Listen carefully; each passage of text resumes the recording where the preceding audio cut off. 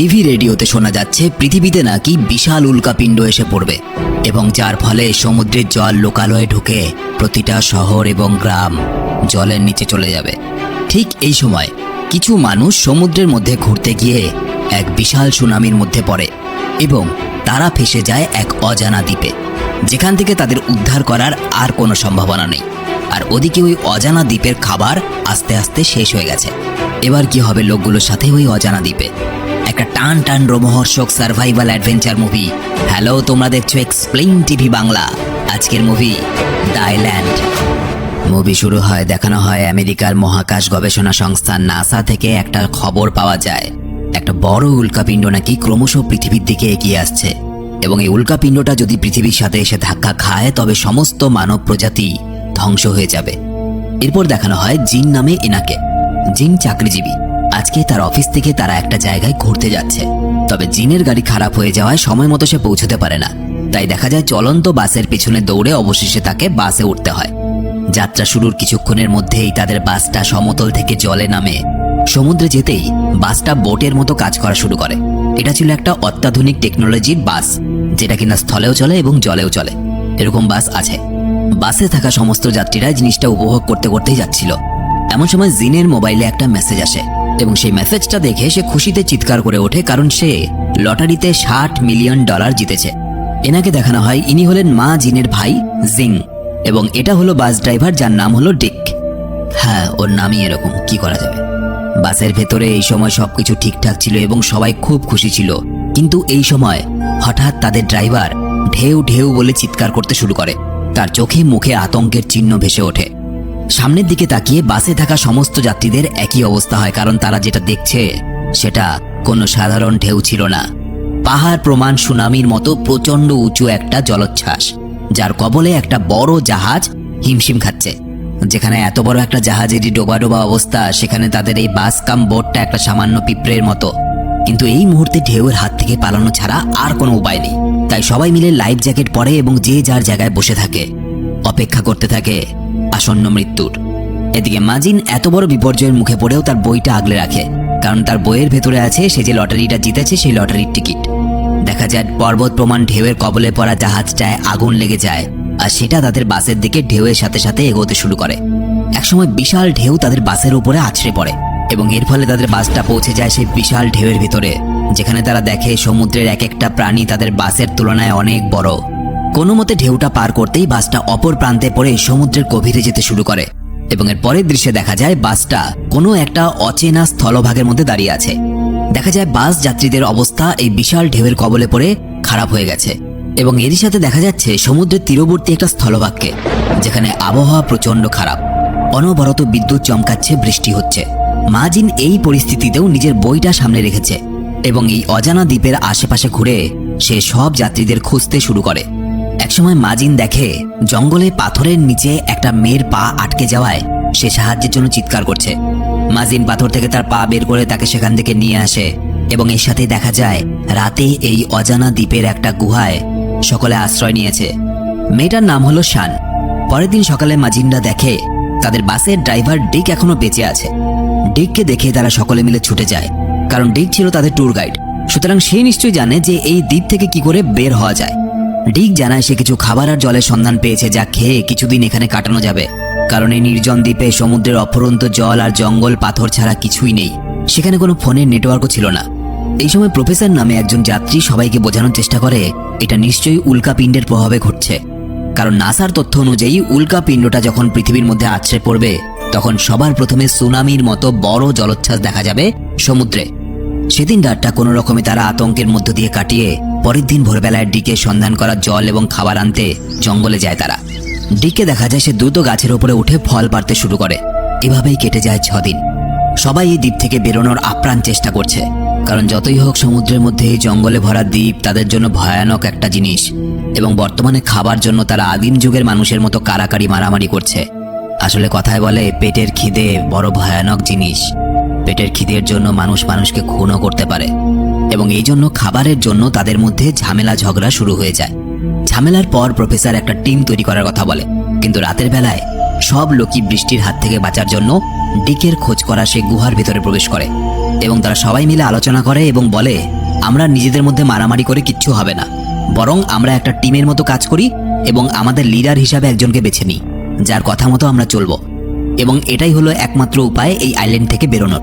কারণ আমরা যদি নিজেদের মধ্যে মারামারি করি তাহলে আমরা সবাই এখানে মরবো এবং এখান থেকে বেরোতে পারবো না। এই সময় দু একজন ডিককেই লিডার হিসাবে বেছে নেয়, কারণ সেই একমাত্র যে কিনা আইল্যান্ডের লম্বা লম্বা গাছগুলো থেকে ফল পাড়তে সক্ষম। তবে শুধুমাত্র এই কাজ জানলেই হবে না, একই সাথে টিমের সব দিক তাকে সামলাতে হবে। তারা খুব ভালো করে বুঝতে পেরেছিল এই আইল্যান্ডে তারা ফেসে গেছে এবং এই দ্বীপে তারা জীবন কাটানোর জন্য কেউ মাছ ধরতে শুরু করে বা দ্রুত পাহাড়ে উঠতে শুরু করে। এখানকার জীবনের সঙ্গে মানিয়ে নিচ্ছিল তারা নিজেদেরকে। মাজিনকে দেখা যায় সে নিজে একা এই দ্বীপের বিভিন্ন জায়গায় ঘুরে বেড়াতে থাকে এবং এভাবে কেটে যায় 11 দিন। 11 দিন পর ক্লান্ত বিধ্বস্ত অবস্থায় মাজিন এতদিন পরে ফিরছে দেখে শান তাকে খাবার দিতে যায়, কিন্তু ডিক লাঠির বাড়ি মেরে সেটা ফেলে দেয়। ডিককে এরা লিডার করার পর ডিকের হাবভাব কেমন যেন পাল্টে গেছিল। তার মতে তার অনুমতি ছাড়া এখানে নিঃশ্বাসও নেওয়া যাবে না। দেখা যায় ডিক মাজিনকে লাঠি দিয়ে আঘাত করে এবং তার মুখ গরম খাবারের পাত্রে ডুবিয়ে দিতে যায়। এরপর রাতের আধারে ঠান্ডার মধ্যেও মাজিনকে গাছে ঝুলিয়ে রাখে, তবে জিং সেখানে গিয়ে তাকে বাঁচায়। পরের দিন জিং মাজিনকে বলে, আমার মনে হয় উল্কাপিণ্ড পড়ার পর পৃথিবী ধ্বংস হয়ে গেছে। কিন্তু মাজিন বলে, এটা শুধুমাত্রই তোমাদের মিথ্যে ধারণা, এটা কখনোই সম্ভব নয়, এখানকার বাইরেও পৃথিবী আছে এখনো। দেখা যায় মাজিন শানকে পছন্দ করে এবং সেটা অনেক দিন থেকেই, কিন্তু শানকে কখনো বলতে পারেনি। কিন্তু শানের মনে মাজিন সম্বন্ধে বিন্দুমাত্র অনুভূতি নেই। মাজিন এবং জিং গাড়ির সিট এবং কিছু কাঠ দিয়ে তৈরি করে একটা ভেলা এবং সে ভেলাটা নিয়ে তারা জলে নামে। সেটা নিয়ে বিশাল সমুদ্রে কিছুটা পথ অতিক্রম করার পর তারা হঠাৎ জলের মধ্যে একটা মৃত প্রাণীকে ভাসতে দেখে। এটা দেখে জিং খুব ভয় পেয়ে যায়। সে বলে, আমাদের জন্য সবথেকে বুদ্ধিমানের কাজ হবে এটাই যে আমরা আবার ওই আইল্যান্ডে ফিরে যাই। তারা ভয় পেয়ে আবার সেই দ্বীপে ফিরে আসে, কিন্তু ডিক তাদেরকে প্রচন্ড মারধর করে। দেখতে দেখতে 25 দিন পার হয়ে গেল এবং যত দিন যাচ্ছে ডিকের আধিপত্য যেন বেড়েই চলেছে। ডিক রীতিমতো এখানকার মানুষের, অর্থাৎ এই দ্বীপে যতগুলো মানুষ আটকে পড়েছে তাদের জীবনের কর্তা ধর্তা হয়ে উঠেছে। তার অধীনত দাসের মতো জীবন কাটাতে হচ্ছে বাকি মানুষদেরকে। দেখতে দেখতে 60 দিন পার হয়ে যায়। বর্তমানে জিং এবং মাজিন একটা পরিত্যক্ত হেলিকপ্টারকে বেছে নিয়েছে নিজেদের ঘর হিসাবে, কিন্তু মাজিনের মন থেকে এখনো লটারির টাকা পাওয়ার আশা যায়নি। কিন্তু ব্যাপার হলো, লটারির টিকিট জেতার 90 দিনের মধ্যে সেই টাকা তুলতে হয়, যেটা সময়সীমা ক্রমশ কমে আসছে, কারণ তারা এই দ্বীপে আটকে গেছে। বাকিদের অবস্থা কিন্তু অনেকটাই ভালো, কারণ তারা মেনেই নিয়েছে তাদের এই দ্বীপের মধ্যেই থাকতে হবে এখন থেকে। কেউ তাদেরকে বাঁচাতে আসবে না, না তারা এখান থেকে বেরোতে পারবে। দেখতে দেখতে পার হয়ে যায় 87 দিন। এখনো মাজিন নিজের মনের মধ্যে ফিরে যাওয়ার চিন্তা রাখে এবং পরদিন সকালবেলা ছিল 90তম দিন, অর্থাৎ আজ 3 মাস হয়ে গেল তারা সমুদ্রের মধ্যে এই দ্বীপে আটকে রয়েছে এবং আজকে যদি শহরে পৌঁছতে না পারে তাহলে টিকিটের টাকা আর পাওয়া যাবে না। টিকিট হাতে হতাশ হয়ে বসেছিল মাজিন। ঠিক এই সময় হঠাৎ কোথা থেকে একটা মাছ এসে তার সামনে পড়ে। মাজিনরা দেখে একটা নয়, অসংখ্য মাছ ওপর থেকে তাদের উপর পড়ছে। হ্যাঁ, কাণ্ডটা ভীষণ অদ্ভুত হলেও এটাই সত্যি। ঈশ্বর যেন তাদের উপর সন্তুষ্ট হয়ে মাছের বৃষ্টি শুরু করেছে। এই বৃষ্টি থামতেই তারা আর কোনো কথা না ভেবে আগে মাছ পুড়িয়ে নিজেদের খিদে মেটায়, কিন্তু দুর্ভাগ্যবশত এই বৃষ্টিতে সেই লটারির টিকিটটা ধুয়ে মুছে যায়। ওদিকে দেখা যায় তাদের অফিসের বস, সে ওই জাহাজটার উপরে কবজা করে সে সেখানকার মালিক হয়ে বসেছে এবং বাকিদেরকে সে গ্রাহ্য করে না। এবং তারা যতজন এই আইল্যান্ডের মধ্যে এসেছিল তারা 2 ভাগে ভাগ হয়ে যায়। এক দলের লিডার হলো ডিক, আরেক দলের লিডার হলো অফিসের বস। সবাই যখন মাছ নিয়ে কালাকারি করতে ব্যস্ত তখন মাজিন একটা সার্চ লাইট নিয়ে আসে এবং সেখানে দাঁড়িয়ে বলতে শুরু করে, শোনো, এটাই এখন আমাদের জীবন এবং আমাদেরকে লড়াই করেই বাঁচতে হবে। আমরা সবাই জানি আমরা একে অপরের থেকে খাবার ছিনিয়ে খেয়ে বেঁচে আছি, অথচ আমরা এটাও জানি যে এই আইল্যান্ডে কিন্তু আমাদের জন্য কিছুই নেই, কারণ এখানকার অধিকাংশ স্থলভাগ জলের নিচে। তাই একদিন না একদিন সবাইকে এখানে শূন্য হাতে মরতে হবে। কিন্তু আমার বিশ্বাস পৃথিবীর কোনো না কোনো অংশ এখনো হয়তো আমাদের জন্য বসবাসযোগ্য রয়েছে। মাজিনের এই কথাগুলো সবাই বুঝতে পারে এবং সবাই মিলে সেদিন রাতের বেলায় অনেক দিন পর একসাথে আনন্দ করে খাবার খায়, কোনো ভেদাভেদ নেই। পরের দিন সকালবেলায় তারা একটা ম্যাপ নিয়ে আলোচনা শুরু করে এবং মাজিন এবং জিনকে দেখা যায় তারা তাদের হাতে চালানো একটা মেশিন দিয়ে সবার ফোন চার্জ করে। ফোন চার্জ করলেও কি হবে, এখানে তো সিগন্যাল নেই, নেটওয়ার্ক নেই। এবং এই দ্বীপের মধ্যে তারা এতদিন থাকতে থাকতে টুকটাক যন্ত্রপাতি বের করে সেগুলোকে ঠিকঠাক করে নিয়েছে, কারণ এই দ্বীপের মধ্যে প্রচুর যন্ত্রপাতি ছিল। এর আগে বিভিন্ন জাহাজ এবং হেলিকপ্টার এই দ্বীপের মধ্যে যেগুলো এসে ধ্বংস হয়েছে বা এই দ্বীপের মধ্যে যেগুলো পড়েছিল সেসব জায়গা থেকে বিভিন্ন কলকবজা তৈরি করে তারা জলবিদ্যুৎ উৎপন্ন করার একটা যন্ত্র বানিয়ে ফেলে, যাতে জাহাজে সমস্ত লাইট জ্বলে ওঠে। এবং একই সাথে তারা কোনোভাবে ফোন এবং কাপড়ের সাহায্যে একটা প্রজেক্টর বানিয়ে নিজেদের বিনোদনের ব্যবস্থাও করে নেয়। এক কথা বলতে গেলে এই দ্বীপের মধ্যে তারা নিজেদের মতো করে একটা আলাদা জীবন শুরু করে নিয়েছিল।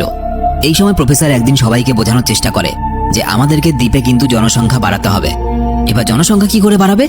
হ্যাঁ, ওইভাবেই, যেভাবে বাড়ায়, একে অপরের সাথে সম্পর্ক তৈরি করে নতুন প্রজন্মের জন্ম দিতে হবে। কিন্তু এটা তখনই সম্ভব হবে যখন এখানে বসবাসকারী অনেক সংখ্যক পুরুষের সাথে নারীরা সম্পর্ক তৈরি করবে, এবং এক্ষেত্রে তাদের একজন নারীকে একাধিক পুরুষের সাথে সহবাস করতে হবে, যা স্বাভাবিকভাবেই ওখানকার কোনো মেয়েরই এই আইডিয়া পছন্দ হয় না। মাজিন একটা উপায় বলে দেয়। সে বলে, সবকিছু ঠিক আছে, কিন্তু ব্যাপার হলো যেই মেয়েরা যার সঙ্গে সম্পর্ক জড়াতে ইচ্ছুক শুধুমাত্র তারা তাদের সঙ্গে সম্পর্কে জড়াবে। কেউ কোনো মেয়ের শরীরে যেন টাচও না করে তার অনিচ্ছায়। এই জিনিসটা আমাদেরকে লক্ষ্য রাখতে হবে। এই সময় হঠাৎ করে তারা একটা শব্দ শুনতে পায়। এই শব্দটা তাদের কাছে নতুন কিছু নয়, কারণ এই দ্বীপে আসার কিছুদিন পর থেকেই এই শব্দটা প্রায়ই তাদের কানে চলে আসে। কিন্তু এই শব্দটা কিসের এখনো সেটা তারা উদ্ধার করতে পারেনি। তাই জঙ্গলে মাজিন, জিং এবং ডিক এই শব্দের উৎস খুঁজতে আজকে বেরিয়ে পড়ে। জঙ্গলে এসে তারা যা দেখে তাদের পায়ের নিচের থেকে মাটি সরে যায়, কারণ যেখানে তারা এতদিন ধরে ভাবছে যে তারাই পৃথিবীর ধ্বংস হওয়ার পর এখানে বেঁচে থাকা একমাত্র মানব গোষ্ঠী, তারা দেখে সমুদ্রের পাড়ে আরেকটা চলন্ত জাহাজ দেখা যাচ্ছে, যে জাহাজটায় মানুষজন দিয়ে ভর্তি। এবং সেই জাহাজটাকে এই জন্য স্পষ্ট দেখা যাচ্ছে কারণ সেই জাহাজের মধ্যে অনেক আলো জ্বলছে এবং বাজি ফাটছে। এরা কারা? জাহাজ দেখতেই ডিক সর্বশক্তি দিয়ে চিৎকার করে তাদের কাছে সাহায্য চাওয়ার চেষ্টা করে, কিন্তু উল্টো দিক থেকে এই জাহাজটা দেখে মাজিন কিন্তু খুব রেগে যায়, কারণ এই জাহাজটার খোঁজ যদি আরো কদিন আগে পাওয়া যেত তাহলে হয়তো তারা ফিরে যেতে পারতো এখান থেকে এবং জিন তার প্রাপ্য লটারির পুরস্কার হাতে পেত। মাজিন এবং জিন প্ল্যান করে, তারা বলে আমরা কাউকে কিচ্ছু জানাবো না, যেহেতু আমরা এখান থেকে ফিরতে পারিনি আর এতগুলো টাকা যেহেতু হাতছাড়া হয়ে গেছে, সুতরাং আমরা এখান থেকে কাউকে ফিরতেও দেব না। সেই মতোই তারা তাদের জাহাজে গিয়ে বলে ডিক তাদের সাথে সমুদ্রে পাড়ে গিয়ে হঠাৎ করে অদ্ভুত আচরণ করা শুরু করেছে। হঠাৎ করে সে চিৎকার করে বলছে সমুদ্রে নাকি জাহাজ আছে, অন্য একটা লোক আছে, আসলে কিন্তু সেখানে কিছুই নেই। এইসব মিথ্যে কথাগুলো বলে মাজিন। এরপর যখন ডিক সবার সামনে এসে বলে যে সে একটা জাহাজ দেখেছে সমুদ্রের মধ্যে, সবাই এটাই বিশ্বাস করে নেয় সে পাগলের প্রলাপ বকছে। ডিক ওই জাহাজটাতে করে বাড়ি ফেরার জন্য তাড়াহুড়ো করলে সবাই তাকে থামাতে ব্যস্ত হয়, কারণ সবাই ভাবছিল ডিক মিথ্যে কথা বলছে, তার মাথা খারাপ হয়ে গেছে। এবং অবশেষে তাকে একটা টিনের বাক্সে আটকে জিং ডিককে ইলেকট্রিক শক দেয়। কিন্তু কোথাও না কোথাও মাজিনের মনে মনে কিন্তু একটা অপরাধ বোধ কাজ করতে দেখা যায়। আজ 132তম দিন কেটে গেল। এই ঘটনার পরের দিন শানকে দেখা যায় সেও মাজিনকে ভালোবাসতে শুরু করেছে এবং মাজিনকে সে বিয়ের প্রস্তাবও দেয়। মাজিন হঠাৎ করে এইভাবে শানের মুখ থেকে বিয়ের কথা শুনে কাঁদতে শুরু করে। হ্যাঁ, খুশিতে কাঁদছিল। এবং একটু পরে মাজিন চিৎকার করে সবাইকে বলে সেদিন ডিক যা বলছিল ওই জাহাজের গল্পটা, সেটা কোনো কাল্পনিক বিষয় ছিল না, ওটা সত্যি সত্যি সমুদ্রের মধ্যে আমরা একটা অন্য জাহাজ দেখেছিলাম। কিন্তু মাজিন যেহেতু নিজেই আগের দিন ওই জাহাজের কথা অস্বীকার করছিল, সুতরাং সবাই ভাবছিল মাজিন হয়তো ইয়ার্কি করছে, মজা করছে, এবং এই জন্য মাজিনের সত্যি কথা বলা সত্ত্বেও কেউ বিশ্বাস করে না। এমনকি একজন মহিলার তো এটাও মনে হয় যেহেতু শানের মতো একজন সুন্দরী মেয়ে মাজিনকে বিয়ে করার জন্য রাজি হয়েছে, সেই খুশিতে হয়তো মাজিন পাগল হয়ে গেছে এবং সেই মহিলা মাজিনকে পাগল ভেবে কিছু গাছের পাতা টাতা খাইয়ে তাকে শান্ত করার চেষ্টা করে। বোঝো ব্যাপার। 144তম দিন রাতের বেলায় সবাই যখন নিজেদের মতো আনন্দ ফুর্তি করে সময় কাটাতে থাকে, তখন জিং মাজিনকে বলে জাহাজের সময় হয়ে গেছে, অর্থাৎ তাদের সুযোগ বুঝে পালাতে হবে। মাজিন তার ভাইয়ের কথার উত্তরে বলে কিন্তু সবাইকে আগে এখানে মাদকদ্রব্য পান করিয়ে নেশাগ্রস্ত করতে হবে, যাতে কেউ তাদের পালানোর কথা কখনো জানতে না পারে। এদিকে ডিক এই উৎসবের সুযোগে জাহাজের পেট্রোল পাইপ ফাটিয়ে দেয়, যাতে সেখান থেকে তেল বেরোতে শুরু করে। এবং দেখা যায় অন্যদিকে বাইরে থাকা সবাই কিন্তু নেশাগ্রস্ত হয়ে পড়ে এবং মাজিনকেও দেখা যায় সেও নেশাগ্রস্ত অবস্থায় একটা জ্বলন্ত মশাল নিয়ে সবাইকে বলে এই আগুনটা যেরকম চোখের সামনে দেখতে পাচ্ছ এটা একটা সত্যি, ঠিক একইভাবে সত্যি যে সমুদ্রের পাড়ে আরেকটা জাহাজ আছে, সেই জাহাজটা আজকে আসবে। কিন্তু যেহেতু সবাই নেশাগ্রস্ত অবস্থা ছিল, সুতরাং কেউই কিন্তু মাজিনের কথা এবারেও সিরিয়াসলি নেয় না। দেখা যায় ডিক এসে এক পলকে মশালটা কেড়ে নিয়ে চলে যায় এবং জাহাজের মধ্যে আগুন লাগিয়ে দেয়। জাহাজের মধ্যে আগুন ধরে যায়। তাদের অফিসের বস সেই জাহাজের মধ্যে ছিল। দেখা যায় কোনো রকমে সে জাহাজ থেকে নেমে যায় এবং বেঁচে যায়। বাকিরাও জাহাজে আগুন লাগা দেখে ভেঙে পড়ে, এমনকি সবাই মিলে মাজিনকে ভুল বুঝে মারতে শুরু করে। মাজিন তখন সবাইকে নিজের পেছনে তাড়া করিয়ে জঙ্গলের সেই জায়গায় নিয়ে যায় যেখানে প্রথম সেই আলো ঝলমলে জাহাজ তারা দেখেছিল। কিন্তু অসাবধান হয়ে দৌড়তে গিয়ে মাজিন এরপর খাদে পড়ে যায়। পরের দিন সকালবেলায় মাজিন নিজেকে খুঁজে পায় সমুদ্রের পাড়ে, যেখানে সামনে শুধু রয়েছে একটা পুড়ে যাওয়া জাহাজ, আর ওই জনমানবহীন দ্বীপে তার জন্য শুধু রয়েছে সেখানে শান। কারণ ওই পুড়তে থাকা জাহাজের আলো দেখে অন্য জাহাজটা বাকি সবাইকে এখান থেকে উদ্ধার করে নিয়ে গেছে, কিন্তু মাজিনের অপেক্ষায় শান সেখান থেকে কোথাও যায়নি, কারণ শান মাজিনকে খুবই ভালোবাসে। এরপর দেখা যায় একটা সময় পর আবারও তারা সবাই নিজেদের সুস্থ জীবনে ফিরে গেছে, এমনকি শান মাজিনকে নিয়ে তাদের চেনা পৃথিবীতে ফিরে গেছে। এবার প্রশ্ন আসে, অন্য জাহাজটা তো বাকি সবাইকে নিয়ে চলে গেছিল, তাহলে মাজিন আর শানকে কে এখান থেকে নিয়ে গেল?